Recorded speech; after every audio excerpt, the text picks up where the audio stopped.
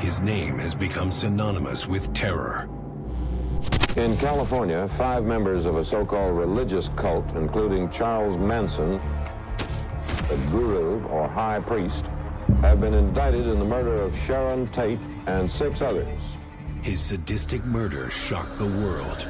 Charles Manson was charged with controlling and directing the killers. I don't have any guilt. I know what I've done. Todesstrafe in Kalifornien.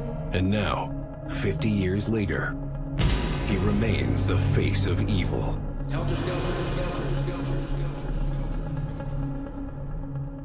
From behind bars, he seeks out his final victim, his own family. You have a prepaid call from an inmate at the California State Prison, Corcoran. Searching for closure from a criminal who shares the same blood. My grandfather, Charles Manson. I wish I could be you in what I'm doing. It's hard to look back and know where you come from. I did not want my son around that. I didn't want him to think that that was in him, because that would have been his bloodline. What's going to happen to me? Am I going to kill somebody? Is this in the family tree? Is this in the genes, in the blood? I want to face him face to face. I want to know the answers because I'm sick of feeling lost. No matter who he is, he's still family. Understanding me is understanding yourself. The reality is me.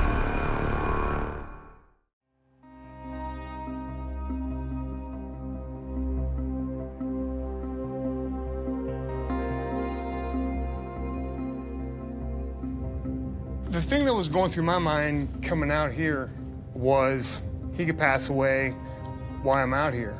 The way most people are going to look at it is, you know, why would you take your time to go see Charles Manson? But in my life and in my world, it's way different than that. I was there for my grandmother, I was there for my father, I was there for my dad. I was at their deathbed. He won't stop with Manson. He's going to do what he's going to do, and I can't stop him. If my husband was alive today, there wouldn't be none of this, because he just flat out said no. Hey, Mom, I just wanted to call you and just tell you how much I love you and how thankful I am that you're so supportive with me, you know, with everything I'm doing. Well, Jason, I wasn't. And then, you know, I thought about it, and I thought, well, he is an old man, and I just didn't want him trying to twist your mind or think, because I know that things he says on TV are off the wall, and I just didn't want you involved in that. Yeah. But you're a grown man, and he's an old man, and I don't see the harm anymore. Well, I think if you do get to see him, and I hope you do, and for his sake, I hope he gets to see you.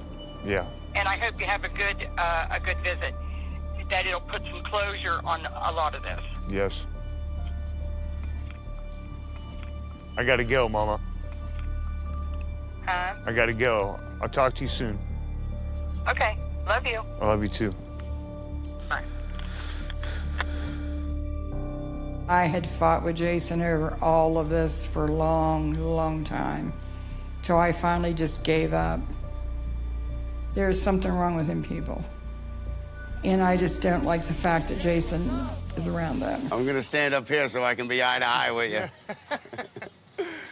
JJ, John Michael Jones, has been a friend of my grandfather's for 15 plus years, and he shared with me how he really truly loved my grandfather. And it was moving for me. It opened me up to think maybe there is a different side of Charles Manson. And right now is the time, because it's coming to the end. This is it. We ain't got much time left. Yeah. So I say it's time we go get justice, and that's getting you in there to see him. Open him the door. Talking to Jason on the phone is one thing, but when I actually met Jason, and Manson's the same way in the sense that when he looks in your eyes, he can call bullshit from a mile away. So who better to have fighting for his grandfather? Rock on. All right, let's do it, brother. I think it was important to have JJ go into the prison with me because he shared a lot of information with my grandfather back and forth, and I knew that the research that he's done working with the prison system, that he had an edge above me, so that would work on my side. And for me, if I could just get Jason in front of Charlie, I knew in my heart that Charlie would have just loved him. Trying to get to understand the medical end of being in prison. Who was on his list, who was on his medical to receive information or ask information. And I couldn't get a straight answer out of anybody. This right here says sometimes emergencies or hardships, visits are allowed.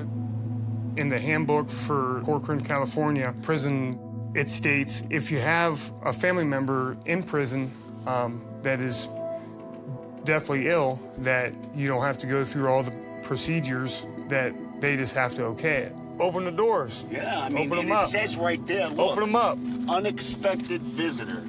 Bang, and this came right off their website. Yeah, yeah. And CDCR. They told me on the But phone. be prepared.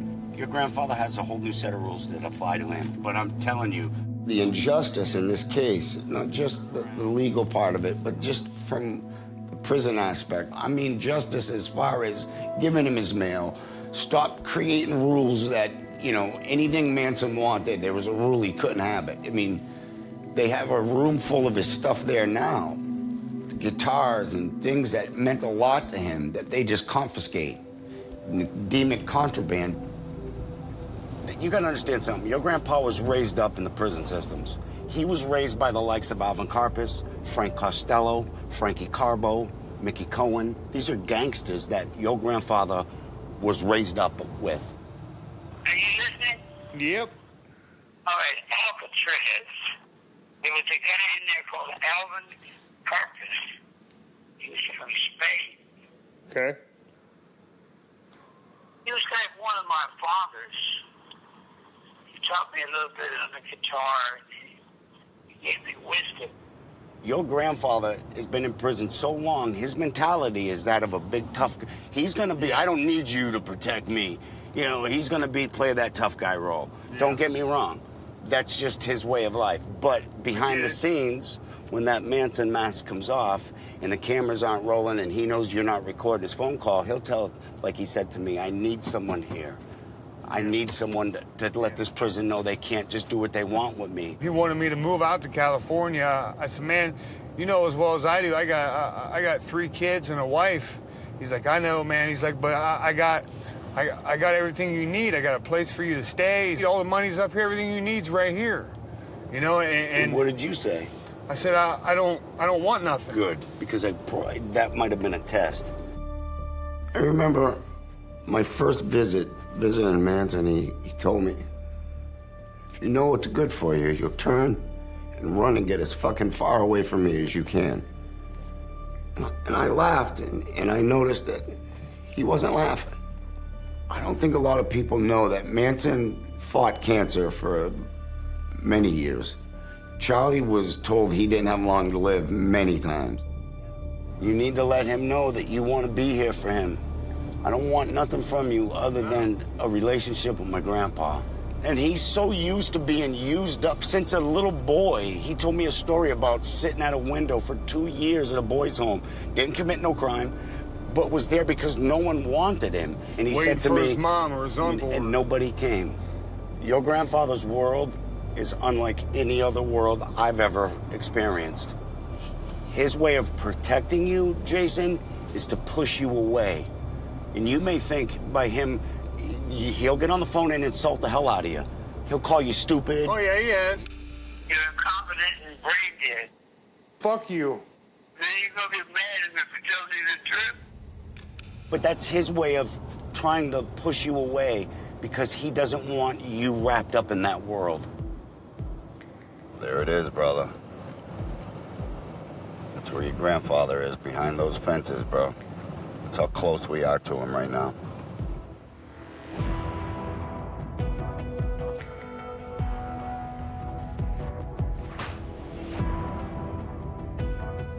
All right, bro. Corcoran State Prison. Game on. Game on. When we pulled up and we was going straight to the front gate, I was waiting for guns to be pulled. You know, turn around and never come back is what I expected. How you doing, sir? Good, how you doing? I need to get to the visiting center. What are you here for? I need to see my grandfather. He's in the hospital. You need all your identifications? Okay. Now, what's this about? I'm here to see my grandfather. He's in the hospital, and I brought my documentation to show that, you know, that I'm his grandson. And then I was looking through the documentation for the visitation, and it says on here for me to ask for the sergeant so that I could fill the proper paperwork out. You know, because he's in the hospital right now, and he's got early stages. Who's your grandfather? Charles Manson. Charles Manson? Yes, sir. Okay. It's just hard for me to, I see him in his last days, and it's just hard for me to see what's going on and not be able to Help him be there for his... And yes, and I understand that, but we still got procedures we got to follow, and you still have to go through the process of getting cleared for the visit and all that. But once you submit that paperwork, I mean, you can come every weekend, no problem. Beautiful. Yeah. I just don't seem living, you know, much longer, and I just want to be beside him. That's all. Okay. All right, bro. And that's understandable. If he's got, No, he still thinks on his own. He's not as bad as they're making it sound like it is. Yeah. Yeah. I can't divulge anything to you, but I can let you know he's doing all right. That's beautiful. Thank you for that. That's incredible. I just opened up somehow. I think it was spiritually, because my mind was, you know, was wrapped around being on the inside. Without him sending you an application with his signature on it, that's just our policy. We don't allow visitation like that. Even family? It doesn't matter. He has to request those people to be authorized as visitors. Okay. Once he sends that request to you, you'd send it back to us, and then we'd process you, but it has to be at his request only. Got it. We can't force him to take a visit with somebody. No. And that's what I'm saying. So if I just took your application, that would be me forcing him, you know what I mean? He's in the hospital. He's on his deathbed. You know, like I had everything. I had all my documentations from when I was a boy to link everybody up to who my father is. And, you know, my grandfather had his set of rules at the prison, and everybody else had their own. I'm so proud of you right now, bro. You're getting me all choked up. I had to open up a little bit. I know, but listen, but you know and I know why we're here, and it's for the right thing. It's to love him in the final stages of his life, to let him know someone's here that cares. Yeah. You know what the best feeling was, though? Right before the conversation was over, man, the one guard looked at me and said, "Jason, I want you to know that your grandfather's doing okay." Even though I'm not supposed to be telling you. I want you to know that your grandfather's doing okay. That's right, man. That was the best. You know, I looked at him with a whole different They accepted you. Perspective and respect. It's gonna get back to him that you were at this gate today. You mock my words. Mock my words. JJ's pretty good with his words and speaking from the heart, and I think it was important for my grandfather to know that him and I were out there. It wasn't just me, but it was somebody that knew how to get word to him. And I want him to understand that every step I'm doing is to benefit his last wishes. That's right, bro. You know, if his last wishes are to have his ashes in my corner, in my house, spread across the river, I'm going to do what he wants me to. That's right, brother. I just told him, Jason, if you don't do it, they're going to throw him away like trash.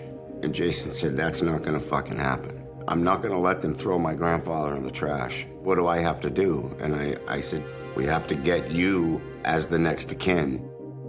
I filed the proper paperwork to prove to the courts that I am kin.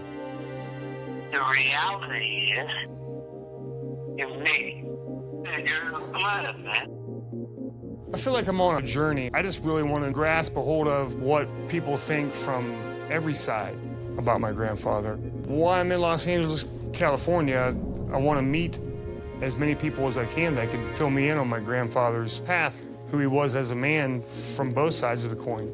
I want to figure out why people look at him as an icon, look at him as a god.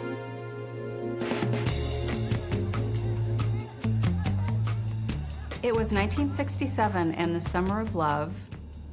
Charlie had just gotten out of federal prison in LA. And when it came time to parole him, he said that he didn't want to be paroled because prison was his home. And they literally had to escort him to the front gate of the prison and boot him out. He took a bus up to the Bay Area and he was drawn to Berkeley. And Mary Brenner worked at the library at UC Berkeley, and she and Charlie met, and Mary got pregnant. Charles Manson wanted to put together a group of people to basically come along with him, this anti-establishment, peaceful, loving, sex-filled and drug-filled family. And he picked up these troubled, lost souls along the way wherever he could. And he picked them out because they had mommy or daddy issues, and he became kind of a father figure to them, a Christ-like figure to them, and he called them his children. And one by one, he pulled them in. I met Charlie for the first time at a party through a couple of friends that took me there. It was magical. Charles Manson had, like shoulder length, wavy hair. He was in his early 30s. He was very playful, played the guitar. He was a fairly good musician, and I think he had some aspirations that he would make some money from his songs. Charlie used his music to help, indoctrinate us. He just had this way of convincing people of, who they were and what they could do for him and what he could do for them. And he had sex with them and told them whatever he thought they needed to hear, and they loved him. And so he just really was cutting us all off. You don't need your mom and dad. He loved, being super isolated.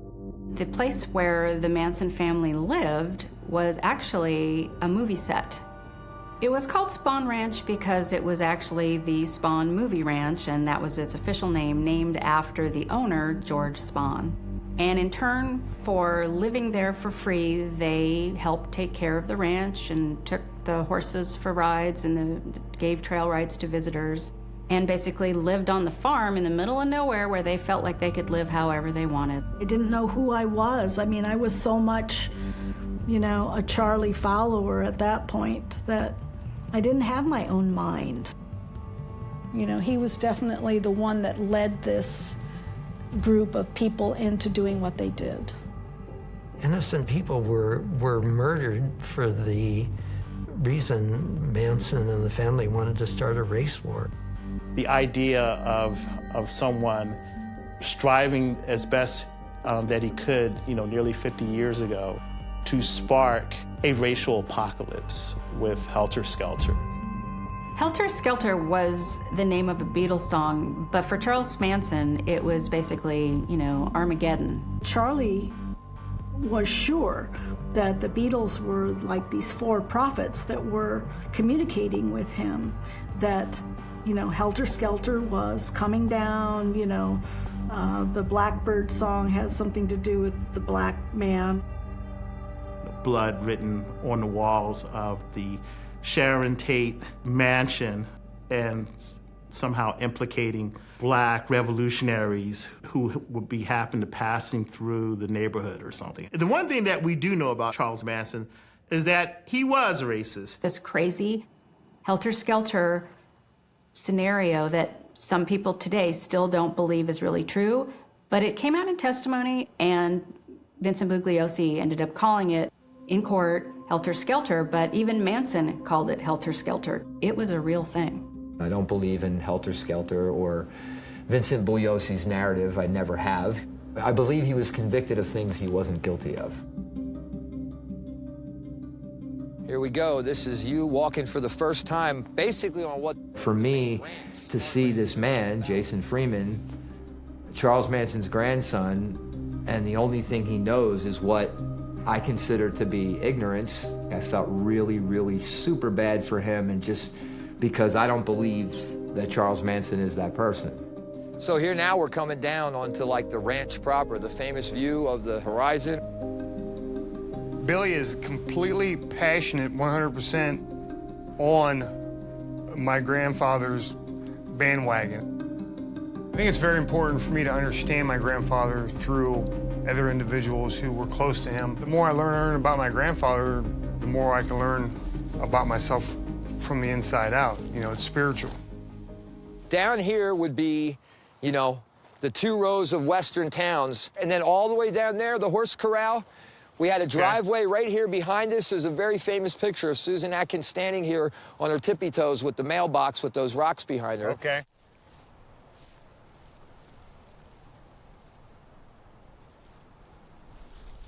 Well, here you have it, the famous Life magazine Wave Cave, I guess as it's come to be known, a spot everyone likes to come to so much because of that iconic picture.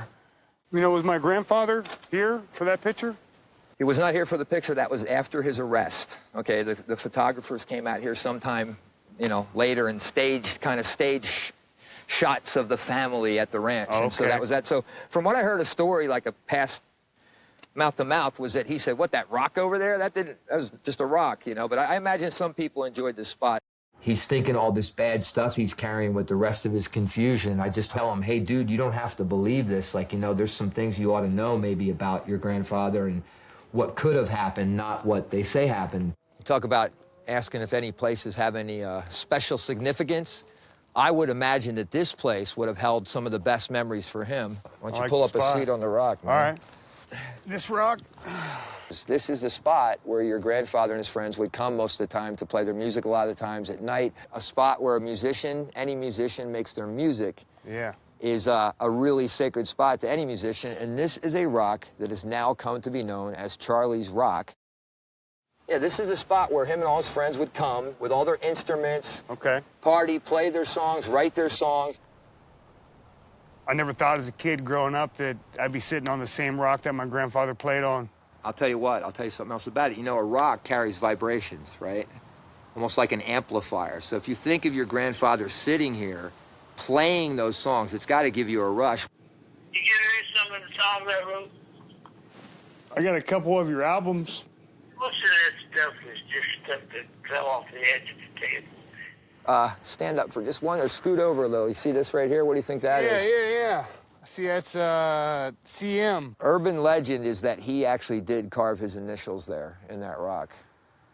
I appreciate you bringing me here, man. This is a historical spot, obviously, and I got to see something I've never seen before. Every step of my journey opens up my eyes to something new. I highly appreciate it. Well, I want you to remember that anytime you're feeling something else, you can always come back to this rock and sit right back down on it and get the same feeling that you're having right now, brother. Yeah. All right, man. Yeah, like guys like JJ and Billy and their passion for my grandfather was immensely high, and they had me thinking that my grandfather is innocent. People in general come at my grandfather from different angles. You know, JJ comes at him with overwhelming love. Billy comes at him with injustice. You know, we got to hammer down on the system, you know. And then you have Grey Wolf. We use these to sort of get the word out. My initial connection to Charlie and the family just came from a random meeting with 2 people that knew him well, and they were the most righteous, beautiful people I ever met, and as soon as I was with them on a daily basis, I felt like I was home. And outside the court, on the sidewalk, some more of Manson's followers were holding their daily vigil. Grey Wolf's been there since 1970. I think he crawled on the ground to the courthouse with the girls. You can't get much closer than that. We made some pamphlets, people that were supporting Charlie and visiting and stuff. And these booklets, a lot of them have to do with Outlaw, which was what Charlie was all about. ATWA, air, trees, water, animals. Charlie wrote a statement basically sort of explaining his take on Atwa and where he came, how he got to where he was, thinking about the land and the air and the water and the trees and the animals. Charlie's quote, "Work to show, teach, preach, set, prove to the ones you love, and work to redeem soul. All computers set for Atwa. Never lie, and we are Atwa." So, to me, it's a moment of fulfillment right here. We're standing here, everybody on the planet right now. We have choices that are going to make a big difference for the people that come behind us. I stand beside Atwa. There isn't no reason not to. I mean, it's the truth. Meeting somebody like Jason, it's not something you go, oh, here's 5 things that you should know right away and you'll be fine. It's, you know, it's about living and being truthful. The sun creates everything. I believe in the moon.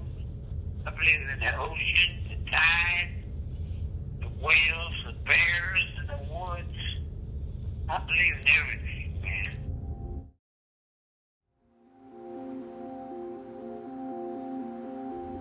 I'm going to introduce you to a guy that's known your grandfather since the early 90s. Not too many people know him better than this guy. This is George Stimson.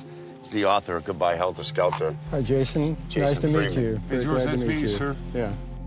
Well, I first met Charlie, I think, visiting in 1991. I was pursuing this case for years. Other than reading about him superficially in news reports at the time, I would have thought, yes, crazed hippie cult leader, but I would say the first time I read Helter Skelter, I could see that that wasn't true and that that was a gross misrepresentation of what went on. So that was the thing that initially got me interested in it because I wanted to find out what really went on. I visited him almost 200 times over 10 years, and so I had a lot of chances to get to know him in different circumstances and see how he acted different ways and I acted different ways. It's not like, you know, people say, oh, you went in and, you know, he brainwashed you into writing this book. And it's like, no, I don't want to put your grandfather down, but Bugliosi says he's a master con man, and I would have to disagree with that. He's not that good. You know, and that's part of the problem he got in trouble back then, was helping people out, having all those people around him and helping them, because he just, that's his nature. It would be hard to summarize it except to say that he was not a cult leader. It was not a cult. He didn't have hypnotic powers over these people, that they were acting on their own, and they acted more as a result of circumstances rather than being told what to do by someone else. I held a grudge on him for the death of my father due to an article that was in the newspaper that, you know, Manson's son visits Manson and then he blows his brains out. He's very guarded with his emotions. He's very guarded with everything, really, you know. Yeah, he wouldn't say to me anything about your dad dying. That's not really something that I need to know from him. So what can you tell me that would be something that I can hold on to? Well, I don't want to try to whitewash him, but really how good he is. And I'm not saying he's a good guy. He's a terrible guy. He's both. He's all of it. He's good and bad. Evil. He's good and evil. I'm not saying he's a good guy. I would certainly not want to be on his bad side, but then why would I ever be on his bad side? You know, I'm not going to get there. Yeah. I don't get on bad people's sides. I'm not in this world to make enemies. So that's why I try to tell people about me. I'm like, just stay on my good side, man. We're cool. Yeah, he's fine. He's a very good guy. And he's a very bad guy, just so you realize that. Yeah. So he has a lot of experience with people, you know, from being in prison and relating with people in a kind of forced environment for so long. But he is, I'm not going to say deficient in some ways, but he doesn't have a lot of worldly experience, but he has an incredible amount of wisdom. I wanted him to know my impressions of the man, just to let him know, to give him a more rounded view of him. You know, I think what you're doing is right. It's coming from your heart and your soul, and it's the same heart and soul that's in him. So I hope you get together. I think you should. I have my own opinion. It's a lot different than Jason's when it comes to these people. And when Jason started talking to them, it was almost like he was being pulled from what he thought and he knew into this whole crazy, just other world. I wish I could have went with him to California. Now I wished I would have, just to see for myself, you know what I mean? Because I'd have been like, nah, you're not going around these people. All of this extra information, and he's innocent, and these other people who are air, trees, water, animals. This was definitely the background noise. Honor to meet you. Honor's all mine.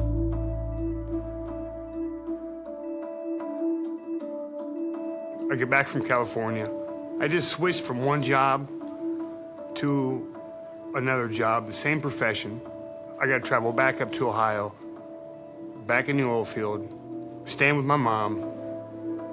My wife's back home. She has our kids. It's been difficult. Being on the road, it isn't easy. To accept this call, say or dial 5 now. You need a visit, they want to challenge you. They're going to say, you can't come in, we don't know you, you're not on the list, you're not approved. And it makes up 1,000 rules, man. You have to murder about 35 people before you can even start. Because I got ego trips that just despise me. They despise everything I'm about because they're jealous, coward punks. I know that. You know, when I told JJ, I told John, I said, if I gotta knock somebody out to be beside my grandfather, I said, that's what I'll do. I don't want that. No. Your grandfather don't want you doing that. Your grandfather wants you to raise your kids and have a good life. I'm doing that. Hey, did you get my visitation form yet that I sent to you? Did you get my form? No. No. That's what I'm telling you. I know. You're dealing with super bad people, man. I know that. These people swear they're assholes. They're triple assholes. Hey. I gotta go, so you have a good day. Hey, man, I love you.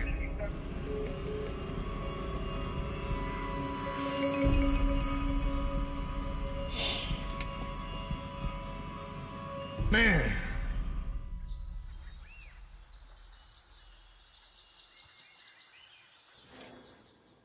Yeah. I'm in here. What are you doing? Heating up stuff for your grandma. I gotta get her supper. I made it back in. I made it through another day. You made it another day. Uh-huh. All right. Love you. Love you. Oh, making some food, huh? I just happen to be starving. Did you hear the latest news about Grandpa? What now? He's back in the hospital again. So he is in the hospital? Yeah. Is he bad sick this time, or? Well, he's. Last year I found out that he had cancer. He's bleeding from the inside out. And Jason, I didn't know he had cancer. Yeah. Yep. And I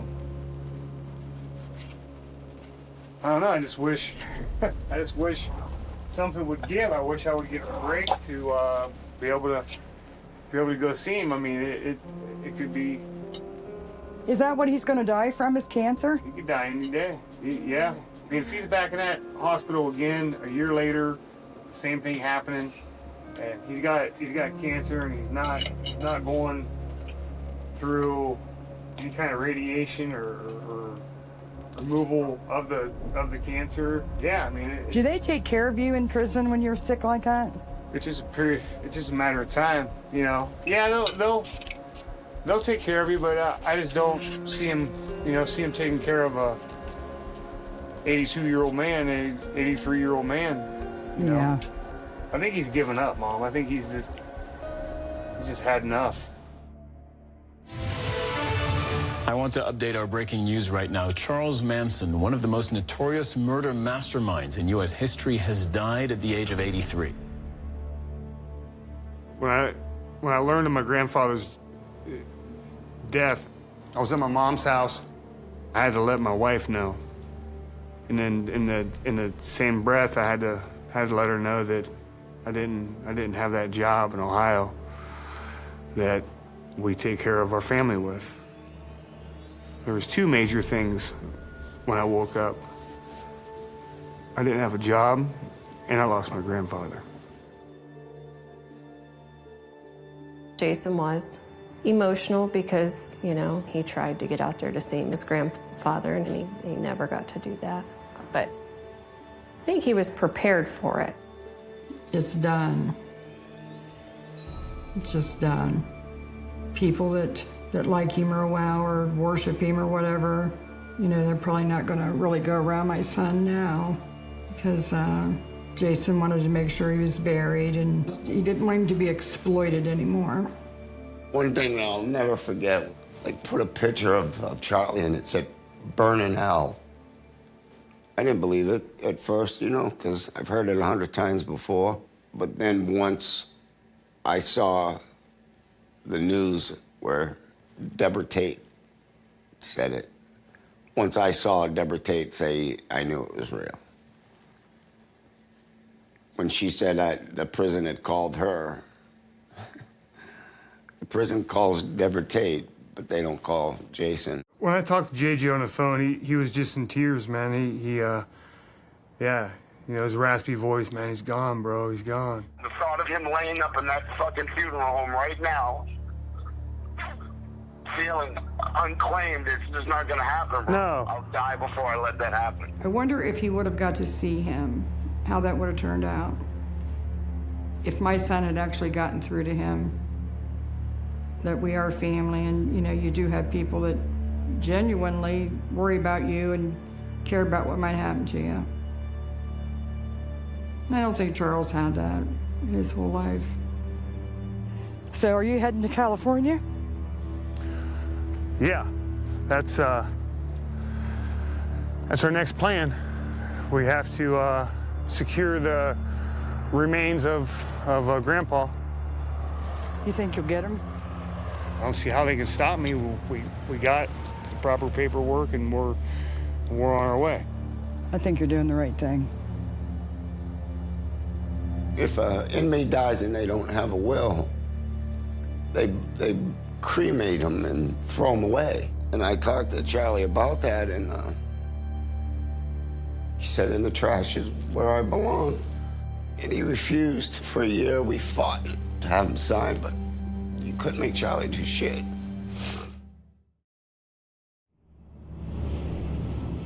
I want to go to California and claim my grandfather's remains, and I asked JJ to be with me. I met up with JJ in Venice, and we went over a game plan so we can see what to do next. God, man. Nice to see you. How you holding up? You know, I hate that we have to meet under these circumstances, bro, but, you know, we got things we got to take care of. And I say we because you're going to win this, man. You're the only legal descendant of Charles Manson. We got to meet the lawyer. We got to get to the courthouse. Yep. And with the proper paperwork, we go get your grandfather, and we bring him home. Once you get his body, what are you going to do? This is what I want to do. This is me personally. This is everybody else off to the side. There's 5 people, 5 good friends of my grandfather, and I want to do a ceremony, and I want to give each of my grandfather's friends something to remember him by and always have. Wow. That's my goal. You're going to be under the microscope, brother. There's going to be a media frenzy when you walk out those doors with your grandfather in your head. There's going to be haters. There's going to be more death threats. You're sick. You're going to hear all that crap. Jason said, well, you know, I'm next of kin, and I'm going to do what's right, and I'm going to claim the remains. And once that was made public, that he was stepping out and was going to do that, social media kind of exploded on us. Our local newspaper has a Facebook page, and of course he was plastered all over the front page. We were called everything from trash to Anything you could think of. Pretty nasty, actually. When you get close to someone like Charles Manson, you get all this. You get attention, and sometimes it's real scary. JJ and I were heading up to Bakersfield to claim my grandfather's body. I got a call from Audrey, and she was not happy. I don't want to put more pressure on you. I don't. Yeah, well, you do. So maybe think about it first. Okay, you're out there fucking doing whatever. I'm trying to keep my head on. Very, very unhappy right now. And no fucking support. I can keep the house, fucking bills, fucking shit piling up on top of me. But I got nobody here to help me. You know, there's something wrong when you have formed your entire life around following one person. I mean, these people, well, you're going to do this, or we think you should do that. There was enough information given to keep him there. I felt like he was being drawn off the path that he knew he wanted, because all these people who supposedly were these close friends, you know, knew what was best because they knew Charlie. So, you know, Jason felt compelled to take the route that they were telling him to take. It's been difficult. I've had a lot of challenges. Oh, the strain on the relationship is, you know, just like it feels like you just pull them ropes tight and you think them ropes are going to break. I just remember multiple times being away from home that the ropes just, you can hear them pulling tight. I believe in my higher power that me and my wife are going to come through this and become stronger. You know, if I can suggest something, I would say that play a little mind game with them and say that I was told that the Kearns County was trying to get in touch with the next of kin, and the next of kin is here. My name is Jason Freeman. I'm the grandson, and I would like any information that you can give me. And if you can't, can you at least point me in the right direction? Okay. And that I would just go from there. It's Manson, man, he's right here. We're this close to him. Kern County corner, we're in the right place, brother. After you.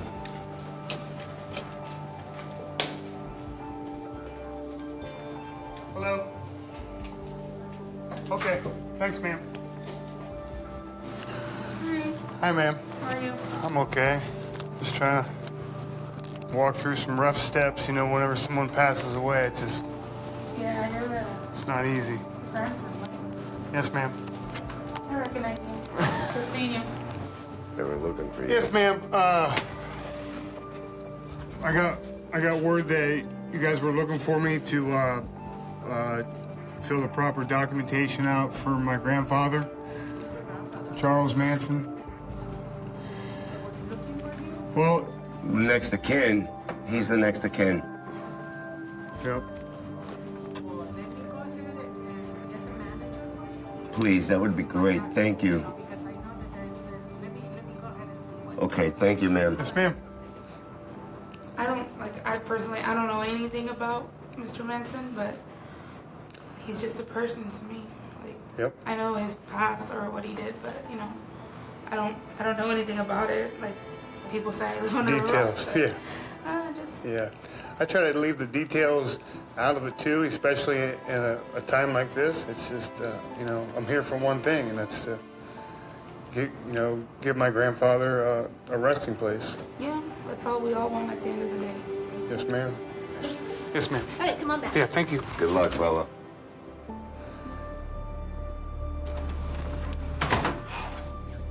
Yes. Establishing who is the legal next of kin. Yes, ma'am. It's great meeting you. Yeah, brother. Walking out of the coroner's office, man, it was the first time in a long time where when you go into a place of authority, where you walk into certain rooms and you can actually walk back out freely because there's nothing holding you there. A weight that was holding me down for the longest time was a lot of people didn't believe who I was. Like, they didn't expect me to show up today and just hand them paperwork. They expected to get something in the mail. And she said, well, we just have to go through the people that have stepped up and see who is family and see who isn't. But all your documentation has shown us that you are related. And Yes! Fuck yeah, brother. Proud of you, man. And for them to recognize me and my grandfather as being family, that's all I needed. I was happy. Huge step for the good guys. And being the decision makers, that looks good in your favor, bro. That you took the initiative to come in. Guarantee you're the only one to do that. After I left the coroner's office, I had this satisfaction on the inside, and I've already laid enough on Audrey, and she's already consumed enough of what's going on around her. I had to make the right phone call. You know, who am I supposed to call and tell this exciting news to? Well, it's exciting to me, may not be exciting to the rest of the world, but I knew my mom could respect it. See what Mom's up to. Hello? Mother. Hey, how's it going? What are you doing? Oh, I'm just sitting here. Uh-huh. Watching TV, and I just wanted to know how your day went before I went to bed. Yeah. Things went well. We actually went to the Kern County coroner, and they actually let me in the back, and I was able to show all the court documentations that you saved for me from birth, and all the stuff that you saved, Mom, and you gave me, I used today. And have all the answers. And have all the answers. Tried to get a hold of Audrey. Uh-huh. I told her I wanted to talk to you. Before I went to bed, she said she was going to bed. She never answered me back. No, whenever she has some hard days at work, Mom, and I just gotta make sure I'm there for her, you know, mentally, and I'm just not there physically, and that's the hard part right now. I gotta go, Mom. All right, bye. Okay, I love you. Bye.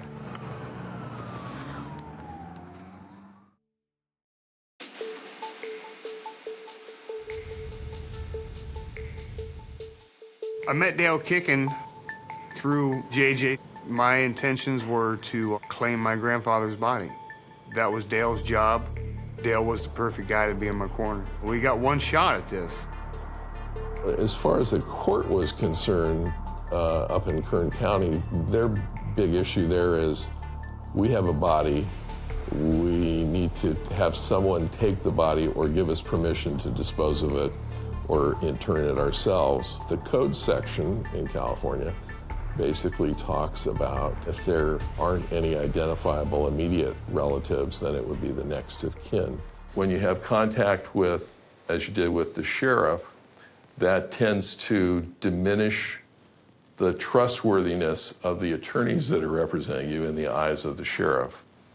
So it's best to uphold the attorney-client privilege and to preserve your right not to speak, not to give testimony by having an attorney who makes statements for you and who has contact with officials. So to underscore that, I would say, please do not have further contact with any of the authorities, be it the sheriff, be it the Corcoran facility, court clerks, judges. So I've got you to help me protect myself from me. Exactly. Yeah. The county council up in Kern County did a very good job of exploring the issues and the possible claimants. There were Michael Channels and Matthew Lentz. We believe that a will that was prepared by Mr. Channels may, under California law, be deemed to be conclusively the product of fraud and therefore invalid. So we've laid the groundwork for that determination. Matthew Lentz, who you had a circumstance with many years ago where his DNA was compared with yours, having the presumption that you in fact are the son of Charles Manson Jr., who was in fact the son of Charles Manson, that your DNA would be a good guideline to compare with his. And as I understand it, the determination was that you couldn't possibly be relatives. Yes. Which would mean that he couldn't possibly be a relative of Charles Manson.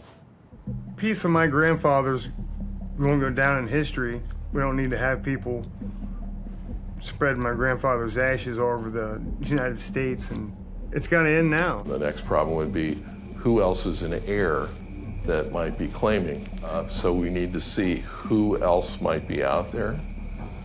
We want to err on the side of giving notice to everyone possible. Charles Manson, you know, my former guru lover, I lived with him for 2 years, and the family. Mary Brunner was the first woman, I believe, that Charlie met in San Francisco. She adored him, and she had his baby, which we named, well, we named him Pooh Bear, and I was there at that birth. So if there is an heir that has a greater right because they're closer than you are, for instance, if there is a son that makes the claim, his right would be greater than yours. There's only one person generally acknowledged to be Charles Manson's son alive, which was my client, Michael Brunner.